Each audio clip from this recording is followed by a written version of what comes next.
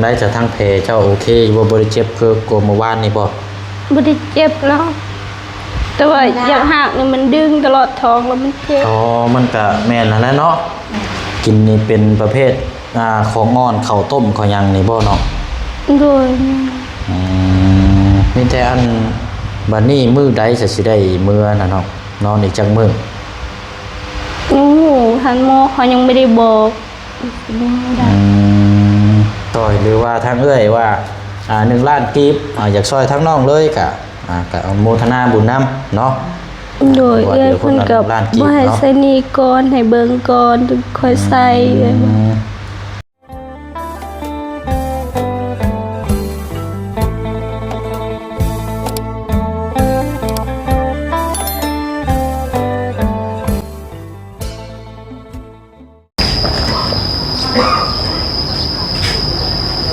ไปหน่อยเนาะ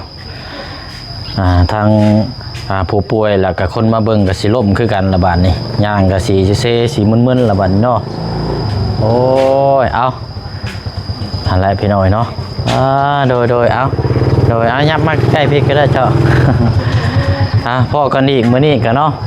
ตอนนี้ก็เวลาบ่ายโมงแล้วมื้อนี้พี่น้องเนาะก็มาแต่แสดงความยินดีกับทางน้องใจดีทางครอบครัวขึ้นบ้านใหม่แหละพี่น้องเนาะเมื่อนี้ก็เดินทางมากับมาเยี่ยมมายามทางน้องออยอีกคือเก่าเนาะที่ว่านอนฝักฝืนอยู่ห้องหมอนี่1 คืนแล้วนะแม่เนาะ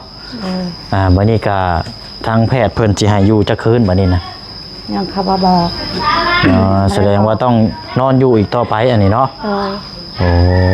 สิได้คุยนำกันเบิ่งยาวๆอยู่ได้ซะพี่น้องเนาะครับสบายดีและสวัสดีพ่อแม่พี่น้องเบิดสุขุสุคนเด้อพี่น้องเนาะพบเจอกันอีกคือเก่าคือเดิมพี่น้องเนาะเปิดภาพมากันนี่แหละเนาะมื้อนี้มาส่งกำลังใจให้ทางน้องออยเนาะแล้วก็มีข่าวดีมานำเนาะแล้วก็สิพร้อมมอบให้ทางน้องเพิ่นเลยมื้อนี้พี่น้องเนาะเพราะว่าค่าใช้จ่ายนี่แหละพี่น้องเนาะก็เบิดไป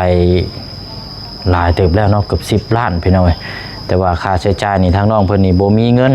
ก็เลยยืมเงินทางพวกนี้ก็สิเมนเอื้อยเนาะเอื้อยใหญ่พี่น้อย5 ล้านกีบแล้วก็ทางเอื้อยแท้ๆนี่ก็5 ล้านกีบคนละ5 ล้านเนาะถ้าบ่มีหยังเพิ่มเติมแล้วพี่น้องเนาะแต่ว่าก็มียอดสมทบมาก่อนหน้านี่ทางบอดี้มามอบให้ทางน้องเพิ่นก็2 ล้านกีบเนาะเอามื้อนี้ครับทางบ่เช่นก็มีมามอบคือกันเนาะพี่น้องเนาะให้ทางน้องเพิ่นไว้ค่าใช้จ่ายหรือว่าเอาใส่หนี้ทางเอื้อยแล้วก่อนก็ได้เนาะเราจะใส่นี่ก่อนนั่นแหละพี่น้องมันเดือดเท่าไรก็จังว่ากันบัดนี้พี่น้องเนาะการนี้ก็ต้องขอบมุกขอบใจขอบบุญขอบคุณทางเอ้ยใจดีน้ำลายเนาะดูว่าทางผู้ใหญ่ใจบุญพี่น้องเนาะที่ได้มองเห็นทางน้องเพิ่นเนาะที่ไว้วางใจทางผู้เชี่ยวนี่เป็นสะพานบุญให้ในครั้งนี้เนาะก็สิได้เข้าไปพูดไปคุยถามเมื่ออาการทางน้องเพิ่นก่อนเนาะพี่น้องแล้วก็สิมอบเงินในทางน้องเพิ่นเลยเนาะก็เป็นเงินจำนวน8 ล้านกีบเนาะพี่น้องเนาะจะให้ทางน้องเพิ่นแล้วก็ไว้จะแจ้งจังได้ก็เดี๋ยวไปชมเบิ่งน้ำกันเนาะอยู่ในเพิ่นเนาะมาน้ำกันจักคนก็แม่มื้อนี้โดยเขามือมาได้มาแต่3 คน4 คนตอนนี้บ่อยู่ในห้องเก่าหั่นบ่3-4 คนเนาะถือว่าอันข้าวน้ำซ้ำปลาพากันกินเบิดแล้วบ่กินแล้วเนาะทางงานน้องออยได้ใส่กินข้าวได้อยู่บ่ได้แล้วกินข้าวเปียกข้าวต้มเฮานี่แหละเนาะพอมีเหือมีแห้งเนาะใส่พี่น้องมื้อนี้ก็ฮ้อนเอาอีกคือเก่าเลยมื้อนี้พี่น้องเนาะฟ้าฝนประมาณช่วง 2-3 โมงนี่ตกแน่นอนมื้อนี้ก็เพราะว่าเบิ่งก็สิเป็นเวลาเก่าเมื่อวานนี่แหละออกจากนี่เมื่อวานนี่ไปฮอดท่านฮอดบ้านดงช่ำไปหน่อยฟ้าฝนตกลงนี่เอาแท้ว่าตกก็ตกหนักแล้วกับไฟฟ้ากระทับอีกหลายบาทนี่วันนี้ก็น่าจะตกคือกันนั่นแหละพี่น้องเพราะว่าเบิ่งสภาพอากาศนี่ครึมๆเวลาเก่าเนาะไปพุ่นละเข้าไปในพุ่นละเนาะไปเบิ่งน้ำกันพี่น้อยทางน้องออยเนาะอยู่ในห้องพุ่นละพี่น้อย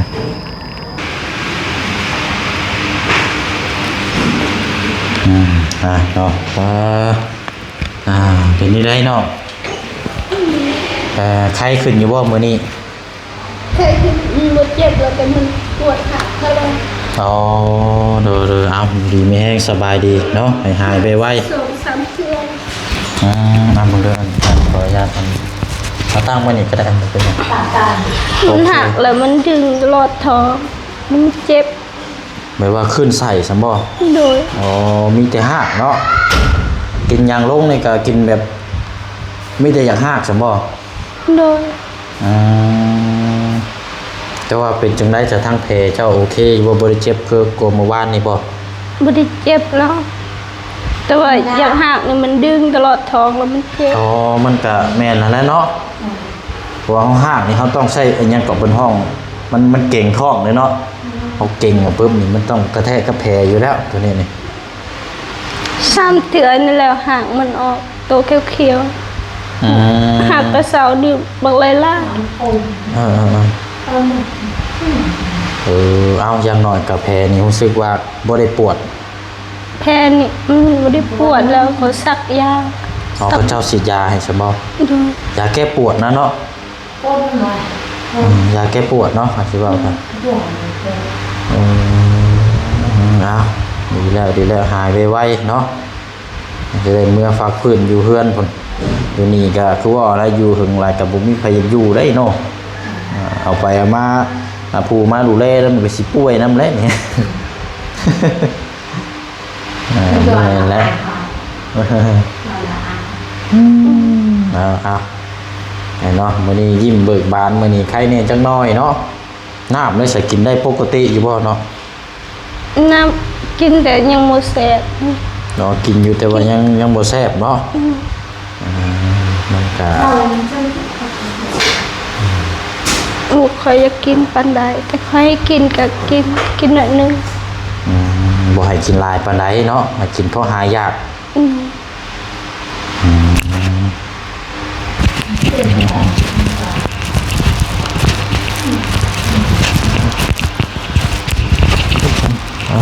เป็นจังได๋สะนอนหลับอยู่บ่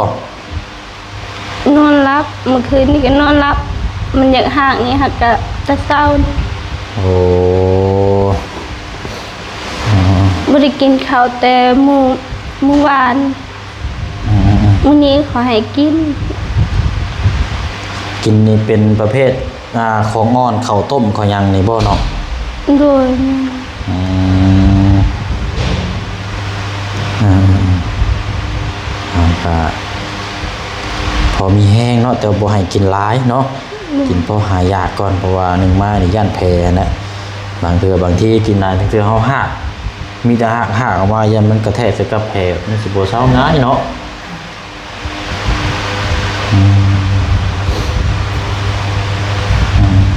อันน่ะทางอันน้องป๊อบนี่เป็นหมู่เจ้าบ่ เป็นหมู่กัน เป็นหมู่หมองอันเคยเฮ็ดเวียกเฮ็ดงานนํกันซะบ่ โดย อืมเพราะว่าอ้ายเข้าไปหาแหละแล้วว่าเป็นหมู่กันกับเจ้าอันนี้ก็เราอยากมาเยี่ยมอยู่แต่ว่ามันบ่มีรถ โดย ก็เลยรอจากเมื่อเฮือนพุ่นละจังสิยันจะมาเยี่ยมยามเบิ่ง โดย ตามที่เราเว้านะ น้ำก็เป็นหมู่กัน อ๋อน้องน้ำกับแม่นคือกันบ่ โดย โอ้อืมดีแล้วฮู้จักกันไว้กันนั่นก็จังมาเยี่ยมมายาม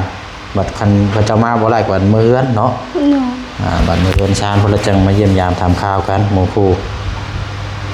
เขาเจ้าก็เบิ่งติดตามในคลิปช่องของอ้ายนี่แหละว่าอ้ายไปถามเพิ่นแล้วก็ว่าโอ้อยากไปอยู่แต่ว่าครับยังว่ากันเนาะมีแต่อัน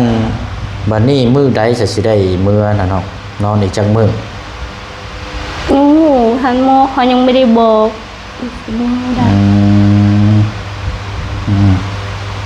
ได้ ก็ได้คืนหนึ่งเลยเนาะคาดว่าน่าจะประมาณเต็มที่ก็3 มื้อเนาะ3 มื้อซั่นล่ะ เอ้ยข่อยเขาก็ตัดคือกัน7 มื้อในทิศหนึง อยู่นี่บ่จังหวะนี่ก็บ่แล้วกระทั่งว่าทางแพทย์เพิ่นมาก็เจ้าก็ถามเพิ่นเบิ่งเด้อถามคร่าวๆว่าประมาณมื้อใดเฮาสิได้กลับบ้านนะ โดย ทางแพทย์เพิ่นว่าโอ้แผลมันยัง ยังเจ็บอยู่น้องเด้อให้นอนอยู่นี่ก่อนจักมื้อนั้นมื้อนี้ให้เพิ่นสิอธิบายหรอกแต่ว่าเฮาต้องถามเพิ่นก่อนเด้อ โดย สิให้อ้ายถามเบิ่งว่ามันก็บ่นำปานใดนะมีแต่เจ้าหั่นล่ะถามเบิ่งนะสิแจ้งบ่ทั้งปะลุง FC ให้เพิ่นติดเบิ่งนำกันอีกเทื่อนึงใครอยู่บ่ได้เมื่อยปานใดมื้อนี้เนาะ โดยมันนี่บ่ได้เมื่อย อ มันบ่ได้เจ็บนะมีแต่หักนี่แหละคันหักขึ้นมามันก็เจ็บ คันหากนี่ขึ้นใส่ออกมาเนาะ โดย อืม เมื่อกี้นี่ตื่นบ่ได้ตื่นเลยอย่างหักเลยมีหักกับหักนี่มันก็บ่ได้เจ็บแล้วบ่ได้หักแล้วบ่ได้อยากหักแล้วคันบ่ได้หักแล้วมันต้องตื่นมาแล้วอยากหักเลย อืม กินนี้เลยก็นอนปุ๊บยันหักพอตื่นขึ้นมามันก็อยากหัก เอาก็ดีแต่ว่าเจ้าก็ได้นอนแน่นะเนาะ ดู มันพอจะได้ร่างกายพอมีเหือมีแห้งไหมคันว่าพอได้นอนนี่โอ้พอแห้งแหละ ได้นอนแล้ว ม พอแพทย์หมอคนสักยาให้ อืม คือไอ้เบิ่งตอนเมื่อวานนี้เขาไม่ได้สักยามันเจ็บแห้ง อืมแม่ง่ายก็ลืมถามเมื่อวานนี่เพราะว่าผมบ่ได้นั่นซักยาแก้ปวดเนาะกันสิเว้ากันก็ได้เจ็บไม่เนี่ยต้องฉีดยาแก้ปวดนั่นแหละพอมีเหือมีแห้งพอบ่เจ็บปวด แต่ว่ายังลุกบ่ได้บ่เนาะ โดย มีแต่นอนอย่างเดียวบ่ตอนนี้มีแต่เมื่อวานนี่แหละเนาะกาแล้วเนาะนอนก่อน ยันแผลมันยังบ่ดียันเขาบ่ให้ลุกถ้าเขาแผลมันดีเขาให้ลุกก็ลุกได้อยู่มันบ่ค่อยเจ็บปานใด อืมใครอยู่อันแต่ว่านอนนี่ก็นอนท่าเดียวนี่แหละเนาะ โดย แต่แข้งนี่ก็ได้อยู่บ่ บ่ได้ บ่ได้เอาการกินการอยู่นี่ก็นี่แหละเนาะอ้ายมาพี่ก่อนด้วยคือเก่าหั่นแหละเอ้ยทางเอ้ยแพงแล้วเนาะคันสิเว้ากันเอาอยู่ดีไม่แห้งสบายดีเอ้ย นี่ก็ อยู่นำกันคืนหนึงมีแต่ผู้นี้และเผาเจ้าเนาะ โดยกับเอื้อน กับเอ้ยผู้นี้เนาะนำกัน2มื้อเลยมีแต่ผู้หญิงนี่แหละพี่น้องเมื่อยอยู่บ่อยู่ห้องหมอเมื่อยบ่ฮะจะเมื่อยอยู่บ่ แล้วแก้เอาพงหมออ่ะ เมื่อยเอา ไปแม่ก็เป็นหวานเป็นโรง เป็น หมด เจ้าอ่อนบ่ ย่างเลยมัน โอ้เป็นประดง แรกเล่นถ้ามันลงมันวุ่นดีแก่ แข้งเบ่งใช่บ่โอ้ลายได้นี่กันเนาะ หนาเมื่อวานยังแตก เดี๋ยวนี้ไข้นี่นะบ่สัก ดีก็ได้แต่ไหนนะ โอ้ไข้นี่จังน้อยเนาะมา โดยอยู่กับห้องพักผ่อนนั่นแหละเนาะเอาเนาะอดทนสู่น้ำกันนั่นแหละเนาะถ้ามาเมื่อยในก็เฮาก็ออกไปข้างนอกนั่งดินอยู่พุ่นก็ได้เดี๋ยวจังเข้ามาในพี่เนาะ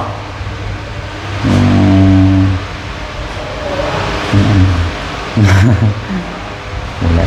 คันว่าผมมีเอื้อยก็จักไผแล้วสิเบิ่งเนาะเบิ่งนำกันนั่นแหละลูกเจ้าในอยู่น้ำไผซะอยู่น้ำผัวอยู่บ้านบ่อยู่น้ำยาอ๋ออันมาแต่น้ำผู้น้อยนอนนี่บ่ น้ำปูนี่มาแต่น้ำผู้นี่เนาะผู้น้อยๆนี่พี่น้องกันน่ะเรานอนอยู่ข้างหลังเดี๋ยวให้ดินอนนี่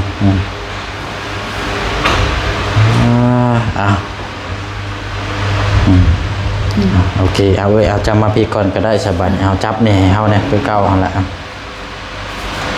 บ่มีเตียงเนาะดูเอามันนี่แหละเด้ประมาณโอเคเอา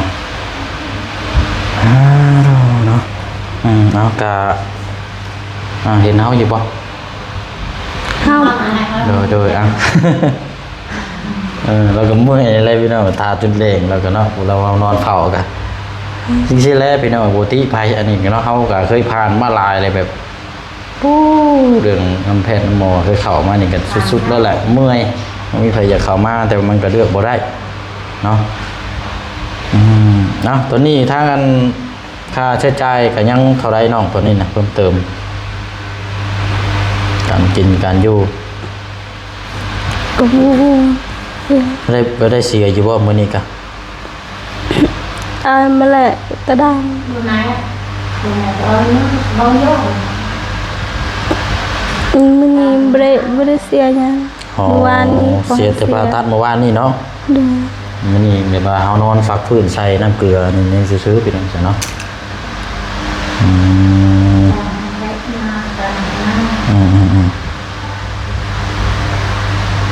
นะซะเนาะมีแต่ว่ามื้อนี้ถ้าง่ายมีเงินจำนวนนี่พี่น้องเฮ้ยเขาแจ้งไปมื้อเช้านี่แหละเพราะว่าว่าสิมาเมื่อวานนี่บ่ได้มาเนาะก็ได้นี่แหละมันก็ได้ยากจากหม่องเฮาเฮ็ดเวียกลงมาพี่มันก็ประมาณ30กิโลไปกลับก็60แล้วนะพี่น้องเนาะก็ได้มีเงินจำนวน8ล้านกีบเนาะจากทางเอ้ยใจดีทางเอ้ยใจดีพี่น้องเพิ่นได้สดซอยเนาะก็หลายเคสนำมื้อนี้ก็ทางเพิ่นก็มาซอยทั้ง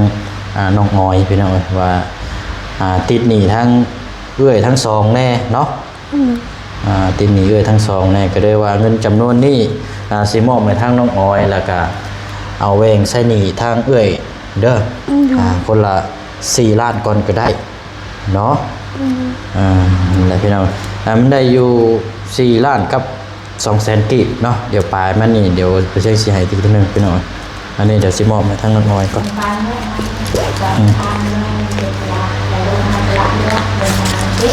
อันนี้เป็นยอดอันปลายนี่แหละพี่น้อง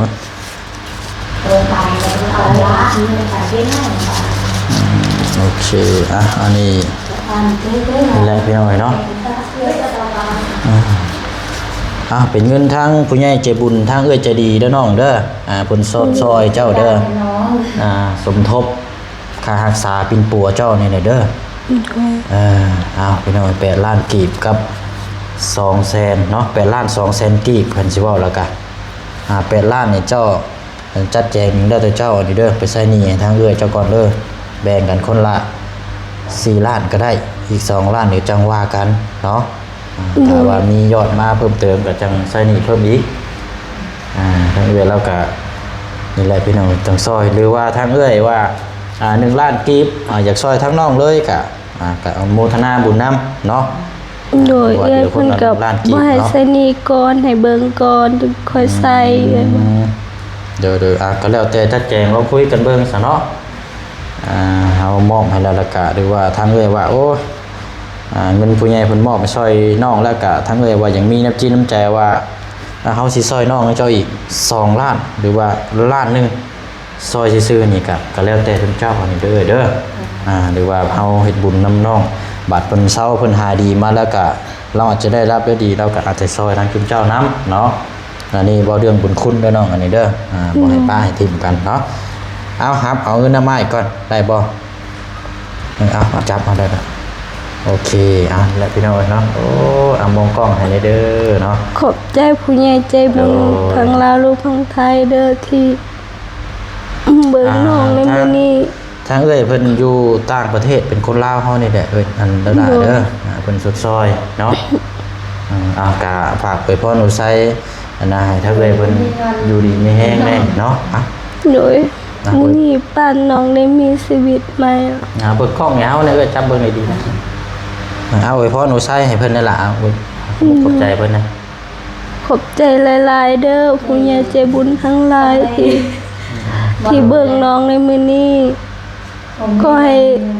ทำสิ่งใดให้เป็นเงินเป็นทองโอ้ย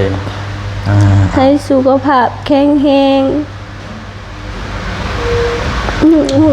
ดำให้รวยเนาะโดยให้เราให้รวยอนามัยเนาะปลูกไผ่ไข่เจ็บนั่นแหละพี่น้องเนาะขมุกขอบใจทั้งเอ้ยเพิ่นนำหลายเอาเก็บไว้บัดนี้เด้อแล้วแต่เจ้าสีอันนี้แต่ว่าค่าใช้จ่ายนี่เด้อคันสิว่ากันอันนี้เดือ2,200,000กีบนี่ปลายมันนี่ เอาไว้ซื้ออยู่ซื้อกินซื้อน้ำซื้อในอาบ่าวบ่เสียงบ่ได้ซื้อหยังมาเพราะว่ายันซื้อมายันบ่ถูกหยังนะจนเจ้าซื้อกันเองเด้อ โดย เอาใส่น้ำกันนี่แหละเอา เงินอ้ายให้เมื่อวานนี้ซื้อพัดลมเนี่ย อัน200,000นั่นบ่ โดย โอ้นี่พัดลมนี่พี่น้องสิเมื่อวานนี่ก็ว่านี่แหละพี่น้อยซื้อพัดลมให้น้องเพิ่นแหน่ก็บ่เสียง ว่าเสียมาพัดลมแต่บ้านมันก็ยากเมื่อวานนี้ฝนตกทั้งลมเฮ้ โดยก็ได้นี่ซื้อพัดลมเนาะเท่าไรก็พัดลมนิดหน่อยนี่นะ 200,000 200,000พอดีบ่ เนาะ โอ้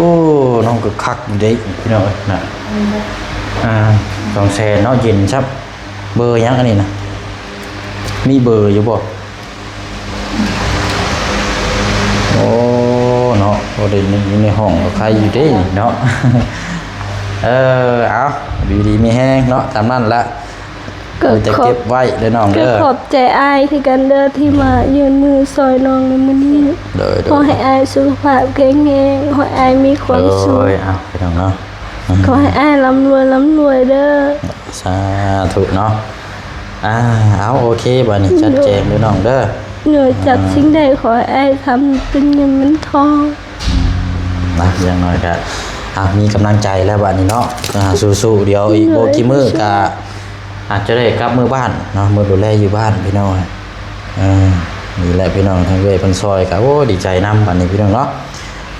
รอฟักฟื้นแล้วก็ถามทางแพทย์หมอเพิ่นว่ามื้อใดเพิ่นสิให้กลับแล้วก็ลองถามเบิ่งเด้อ เหนื่อย นะพี่น้องเพราะว่าอันโอเคมาพี่ก็ได้เว้ยมานั่งไว้ก่อนก็ได้จ้ะหาซื้อในอยู่ในกินนี่ล่ะซุมเจ้าก็เด้อแล้วเอาหักเอาปลายนั่นก็ได้ซื้อน้ำซื้อในซื้อนมซื้อหยังมากินนั่นแหละผู้เผาผู้ดูแลนะเนาะจังน้อยเราเป็นลมเป็นแรงน้ำกันพอแห้งแล้วอันนี้เฮากันนี่เงินผู้ใหญ่เพิ่นซอยทั้งน้องเจ้าเด้อเด้อ เอ้ยเมื่อวานเอ้ยบ่กินข้าวเลย เห็นน้องเจ็บ ก็ดีโลเนาะพี่น้องบ่ได้เมื่อบ้านเมื่อหยังเด้อเนาะ มาทำอิฐมาส่งน้องเลยเลย มาตั้งแต่มาเมื่อนั้นก็บ่ได้เมื่อเลยโอ้ ลูกประมาณวันเราเอาพัดลมแห้งเราเลยไม่ได้มามันซื้อคือลูกให้หวาน โดยเงินเฮาให้200,000กีบแล้วเอาซื้อพัดลมตัวนี้พี่น้องว่านี่ มาเมื่อพัดคนตกแห้งแม่เอามาก็ได้เด้อพัดลมมันตกแห้ง โดย ลมทางลมแห้ง ระยะได้รู้เรามาก็ได้กันซื้อไหมดูคนหายแล้วนานๆเอาไว้ช่องแทนอยากมาเริ่มมา ดีแล้วซะเนาะนี่แหละบัดมื้อบ้านเฮาก็เอามื้อนํก็ได้ใช้น้ำอีกเนาะ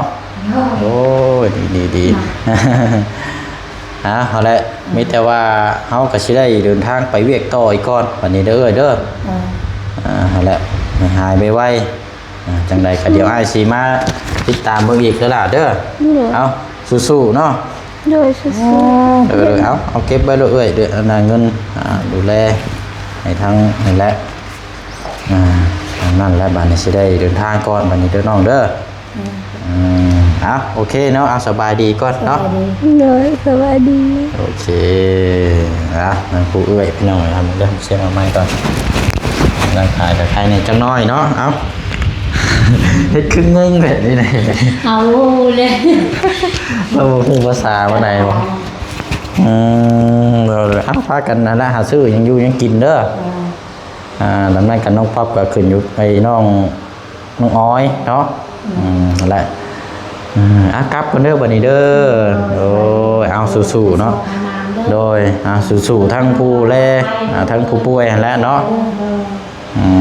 โดย ใจอะไรแค่ดี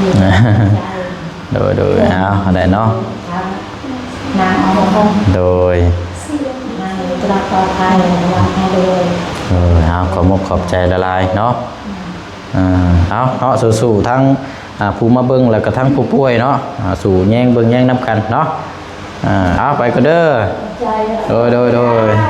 ไปเนาะโอ้พี่น้องเอ้ยเนาะเอาพี่น้องเนาะกลับออกมาข้างนอกมานี่กะโอ้ยมื้อนี้ใครอยู่เนาะทางน้องเพิ่นนี่สุขภาพร่างกายนี่กะ แห้งถือว่าบ่เจ็บแล้วมื้อนี้เนาะแสดงว่าน้องเพิ่นก็เป็นคนแข็งแรงอยู่เนาะพี่น้องเนาะอีกบ่อีกกี่มื้อหรอกพี่น้องน่าจะได้เมื่อพักพื้นอยู่บ้านเนาะประมาณอีก 2-3 มื้อแต่ว่าหนึ่งมาปัจจัยก็คือมื้อนี้ทางน้องเพิ่นก็ได้กำลังใจจากทางใจดีเนาะหรือว่าทางผู้ใหญ่ใจบุญสมทบค่ารักษาทางน้องเพิ่นเนาะพี่น้องเนาะโดยก็ให้มาบ่เสียงกับชี้แจงบอกให้คำแนะนำทางน้องเพิ่นและพี่น้องก็สิโอเคอยู่ดอกเนาะพี่น้องเนาะอยากหยังก็พากันซื้อเอาเพราะว่าแต่ละคนนี่ผู้มาเผาผู้มาเบิ่งนี่โอ้ยพี่น้องตาเปียกตาจื้นเมื่อยแล้วพี่น้องเนาะหนึ่งมาก็ต้องการกินกันอยู่ต้องกินในลายเพื่อสิมีเหือมีแห้งจังน้อยรถผู้มาเผากับผู้คนป่วยนี่สิป่วยน้ำกันนี่พอแห้งได้พี่น้องเนาะอะไรเนาะเดี๋ยวจังมาติดตามเบิ่งน้ำกันอีกเนาะพี่น้องเนาะสำหรับทางน้องออยได้ครับโอกาสเนาะหรือว่าทางผู้ใหญ่ใจดีมอบทุนการช่วยเหลือให้ในครั้งนี้เนาะพี่น้องเนาะมีแต่ว่าก็สิได้ขอจบคลิปล่ำลาอีกคือเก่าคือเดิมเด้อบัดนี้พี่น้องเนาะซองเบิ่งเทิงฟ้านี่มาแล้วพี่น้องมืดครึ้มมาเลยป้าโตได้อิ่มบิ่มมาเนาะเอาเนาะก็ขอบมกขอบใจขอบบุญขอบคุณทางใจดีน้ำลายเด้อเนาะพร้อมครอบครัวเนาะอยู่ทางต่างประเทศขอให้มีแต่สุขภาพร่างกายแข็งแรงพารามัยโรคภัยไข้เจ็บเวียกงานการสร้างธุรกิจประกอบใดก็ขอให้มีแต่หุ่งเฮืองเจริญก้าวหน้าเด้อเนาะพร้อมทั้งพ่อแม่ FC เฮาที่ติดตามและก็เป็นกำลังใจให้ตั้งแต่มื้อแรกที่เฮาเข้ามาเนาะจนฮอดมื้อนี้แหละพี่น้องเนาะขอบใจทั้งพี่น้อง FC เฮานำหลายๆเนาะมื้อนี้ลาไปก่อนเนาะพบพ่อกันในคลิปหน้าไปแล้วเด้อพี่น้องเนาะสบายดีเบิ่งเนาะโอ้ได้อิ่มมาแล้วพี่น้องเรียบร้อยแล้วนี่บ่รอดหรอกมื้อนี้